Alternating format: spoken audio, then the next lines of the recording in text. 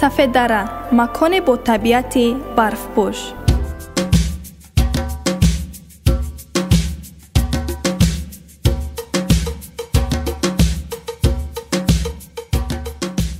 садои форами мусиқӣ, бозиҳо дар рӯи барфу ях, нӯшидани чойи гарму рухсораҳои гулгун, ин ҳамаро метавонед дар оғӯши табиати барфпӯши комплекси сайёҳиву тамошоии Сафеддара бубинед ва эҳсос намоед.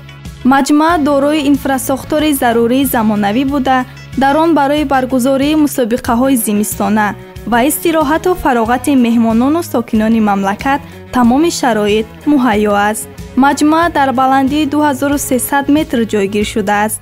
иқлиму мавқеи ҷуғрофии ин минтақа дар дараи такоби ноҳияи Варзоб имкон медиҳад, ки барф дар ин ҷо то моҳи май об нашавад.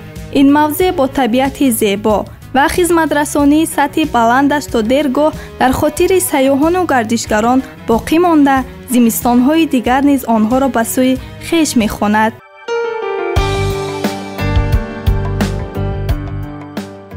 таври асосгузори сулҳу ваҳдати миллӣ, пешвои миллат, президенти ҷумҳурии Тоҷикистон муҳтарам Эмомалии Раҳмон соли 2016 иброз намуда буданд.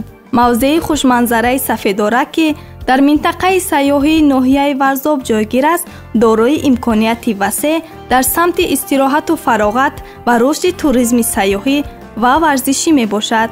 муҳайё намудани шароити хуби хизматрасонӣ дар мавзеъҳои истироҳату фароғатии мамлакат, истифодаи самараноки захираҳои табиӣ, муаррифии табиати зебо ва пеш аз ҳама таъмини сулҳу суботи оромӣ дар мамлакат имкон медиҳад, ки Тоҷикистон дар муддати кӯтоҳ дар қатори мамлакатҳои аз ҷиҳати қабули сайёҳон пешрафтаи олам мақоми арзанда пайдо намояд.